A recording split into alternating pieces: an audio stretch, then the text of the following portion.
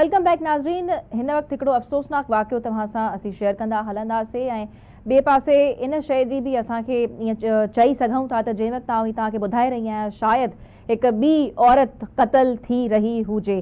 तव्हांखे ॿुधाईंदा हलूं त सांगड़ में हिकिड़ो दफ़ो ॿीहर असां कुझु टाइम अॻु में बि रिपोर्ट कयो होसीं त हिकु औरत खे ॿारड़ी खे 15 सालनि जी ॿारड़ी खे जेको आहे क़तल कयो वियो हुयो ऐं हाणे ही ॿी ख़बर जेका साम्हूं आई आहे सांगड़ मां ई त कारे जहिड़ी कुधी रस्म हेठि हिकिड़ी वधीक ॿी नारी खे क़तल कयो वियो आहे। त आख़िर हीउ सिलसिलो बंदि छो न थी सघे पियो। 2026 जे जेकॾहिं कुझु 4 महीननि जी ॻाल्हि कयूं त 38 खां मथे औरतूं क़तल थी चुकियूं आहिनि। मुसलसिल उन्हनि खे मर्डर कयो वञे पियो पर हुकूमत ते मुसलसिल सवाल उथनि पिया त आख़िर छा हू करे रहिया आहिनि ऐं छो हिन मामले खे सीरियसली नथा वठनि। समाजी अॻवान मारवी बि मौजूदु आहे असां सां। अस्सलाम वालेकुम Marvi, thank you for your time. Imdad sahib बि गॾु आहिनि ऐं सांगड़ जो रिपोर्टर एडी कुंबर बि असां सां गॾु आहे। एडी खां पहिरियों असीं तफ़सील वठी वठूं था हिन वाक़े जा। अस्सलाम वालेकुम AD sahib, thank you for joining अस। मूंखे थोरो ॿुधाइजो क्विकली त हीउ वाक़ियो कीअं पेश आयो ऐं ॼाणायो वञे पियो त नियाणी जी जो पोस्टमार्टम थी चुको आहे, लाश वरी वारसनि जे हवाले कई वई आहे, कंहिं उन ते इल्ज़ाम लगायो, कीअं इहो मामलो पेश आयो? जी बिल्कुल, ही रात मंगली थाने जे हद आहे 5 चक उते जेको आहे सो कुंडाणी बिरादरी सां तालुक़ रखंदड़ अरबाब कुंडाणी पंहिंजी भेण खे जेको आहे सो मुबैना कारनि जे इल्ज़ाम हेठि कुहाड़नि जा वार करे बेदर्दी सां क़तल कयो। इन वाक़े जी जी बिल्कुल, भाउ सां भेण क़तल थी आहे। 20 वरनि जी ॿुधाइनि था त उहा नौजवान सुमरी नाले कुंडाणी छोकिरी आहे, 20 वरनि जी हुई ऐं हुनजी शादी बि तक़रीबन 2 हफ़्ता अॻु में जेको आहे सो थी हुई। मंगली पुलिस पहुची जेको लाश आयो उनखे GHQ अस्पताल सांगड़ मुंतकिल कयो। वाक़े जो अञा ताईं केस दाख़िल न थी सघियो आहे। पुलिस जो जवाबदार जेको आहे सो फरार थियो आहे। हुनजी गिरफ़्तारी लाइ मुख़्तलिफ़ केस दाख़िल थियो आहे या न?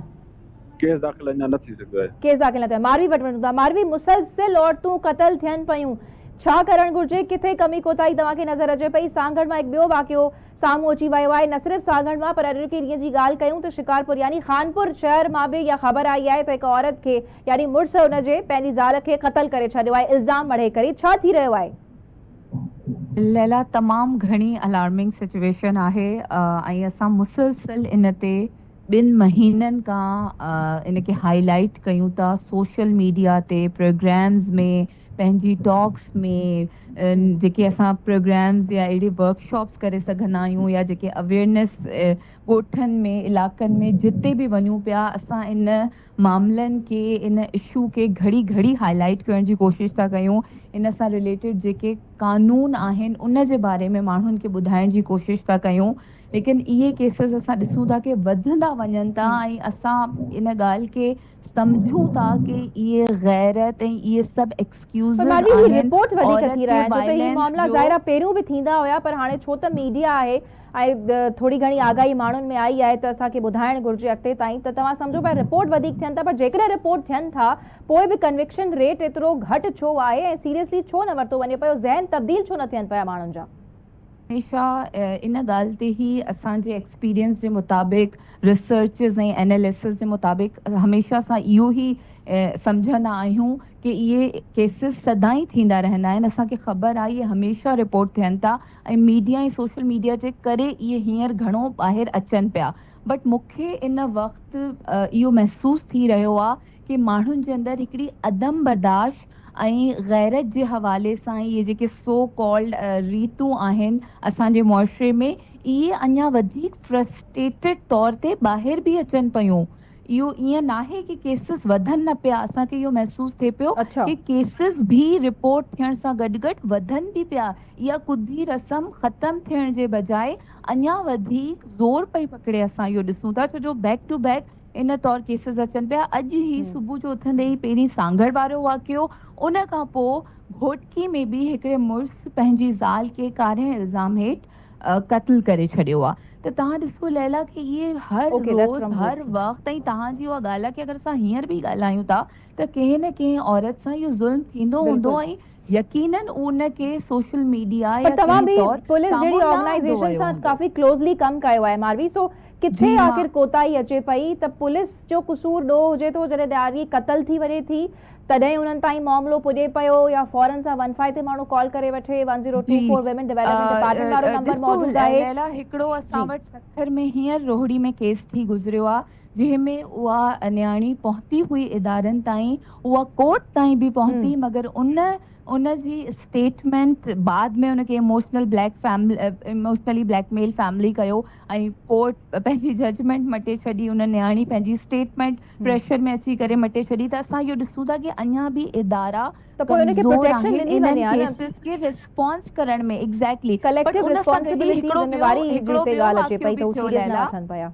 राइट, हिकिड़ो ॿियो वाक़ियो बि थियो आहे हफ़्तो पहिरीं। उन में जॾहिं उन छोकिरी अप्रोच कयो पुलिस खे त उन कामयाबी सां उन न्याणी खे दारुल अमान पुॼाए बि बिल्कुलु, हाणे छॾियो। अहिड़ा त केसिस बि हाणे अचनि असां पिया, नारियूं ॾिसूं था, पाण ई साम्हूं अहिड़ा अची वञनि cases थियूं ऐं बि अचनि कनि था, थियूं, त हिते exactly. इदारनि ते वधीक But ज़िम्मेदारी अचे थी त उन्हनि खे again, प्रोटेक्शन प्रोवाइड कनि। again we are only focusing on the protection, we are only Okay. focusing on the action. Where is the prevention? Why Sahi. we are not talking about the prevention, and what measures state is taking ठीक for है। preventing of this all cases? and that ॾिसो okay कोई okay बि अञा मालवी, ताईं हिकिड़ो आख़िरी campaigns बस सवाल तव्हांखे मूंखे नज़र इमदाद साहब आयूं खां आहिनि? करणु ॾिजो, टाइम सां तमामु घटि आहे। जी इमदाद साहब, हिकिड़ी वन लाइनर हिन ते कॉमेंट कजो। तव्हां मुसलसल हिकिड़ी एडवाइस तजवीज़ ॾींदा आहियो जेका मूंखे तमामु सुठी लॻंदी आहे असांजे ॾिसंदड़नि खे बि, त हिकिड़ी स्पेशल टास्क फोर्स क़ाइमु करणी पवंदी, पर सीरियसनेस किथे नज़र न पई अचे। Imdad sahib, what needs to be done please.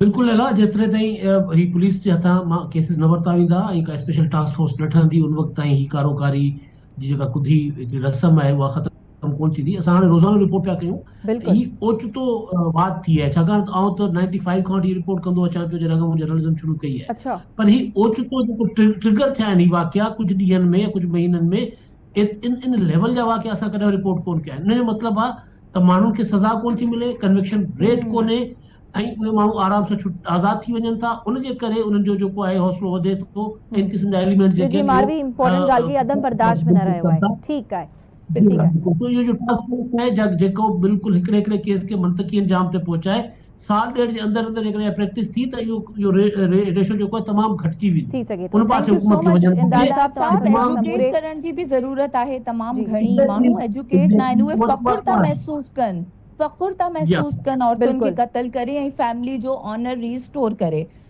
बिल्कुलु, त कुझु न कुझु करिणो पवंदो। आई थिंक ही तमामु अलार्मिंग सूरत हाल आहे, न त रोज़ असां रिपोर्ट कंदासीं पिया ऐं जीअं असां पाण चयोसीं त असां जंहिं वक़्तु ॻाल्हाए रहिया आहियूं, हिकिड़ो रिपोर्ट केस करे रहिया आहियूं, तेसीं ताईं हिकिड़ी ॿी औरत उन सां शायदि ई नाक थींदो हुजे। सो इन ई ख़ैर नोट ते असीं ख़तमु कयूं था त हिकिड़ी कलेक्टिव रिस्पॉन्सिबिलिटी आहे, कुझु न कुझु करिणो पवंदो, न त ही केसिस ईअं ई असां रिपोर्ट कंदा रहंदासीं। सो थैंक यू इमदाद साहब, समूरे एनालिसिस प्रोग्राम में तव्हां गॾु मौजूदु हुया। Malvi, thank you for your precious time. एडी साहब, तव्हांजी क़ीमती वक़्त जी बि वॾी महिरबानी। So that's it for today. इंशाल्लाह मुलाक़ात थींदी सुभाणे। अल्लाह हाफ़िज़।